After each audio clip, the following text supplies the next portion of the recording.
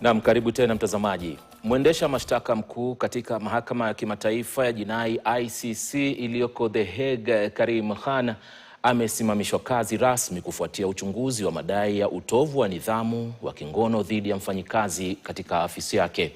Ofisi ya baraza la nchi wanachama yenye wajumbe 21 ilichukua hatua hiyo kwa kura ya wengi na kuamua kuhamisha swala hilo kwa nchi zote wanachama 125 ili kupiga kura ya mwisho kuhusu hatima yake. Khan alikuwa wakili wa Rais William Ruto wakati wa kesi yake kwenye mahakama hiyo hiyo ya ICC. Daniel Kariuki anaarifu zaidi. Karim Ahmad Khan yuko kwenye darubini kutokana na madai ya kudhulumu kimapenzi. Please be seated.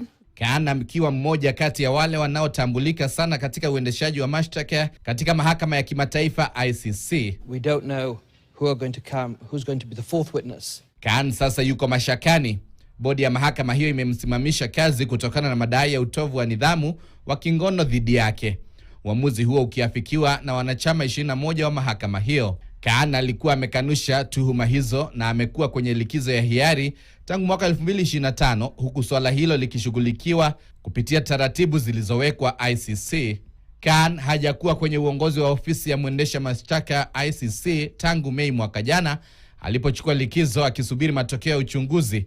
Ndiye wa kwanza kusimamishwa rasmi katika majukumu yake. Khan alitambulika hapa nchini Kenya baada ya kumwakilisha aliyekuwa mbunge wa Eldoret Kaskazini na sasa Rais William Ruto. Aliongoza kikosi cha mawakili wa Ruto wakati wa kesi iliyofikishwa ICC kutokana na ghasia za baada ya uchaguzi wa mwaka 2007, mwaka 2008 hapa nchini.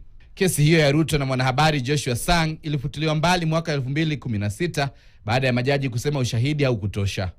Kwa sababu ya ushirikiano wake wa awali akiwa wakili wa Ruto, Khan alijiondoa kwenye kesi zilizohusiana na taifa la Kenya baada ya kuwa mwendesha mashtaka wa ICC. Because the first three witnesses have withdrawn, we don't know who are going to come, who's going to be the fourth witness. And I would ask that an order be given that the prosecution send us a revised list of the next 10 witnesses. Alichaguliwa kuwa mwendeshaji mashtaka wa ICC na nchi wanachama wa mkataba wa Roma mnamo Februari mwaka 2021 na alichukua rasmi Juni mwaka 2021 akichukua kutoka kwa Fatou Bensouda.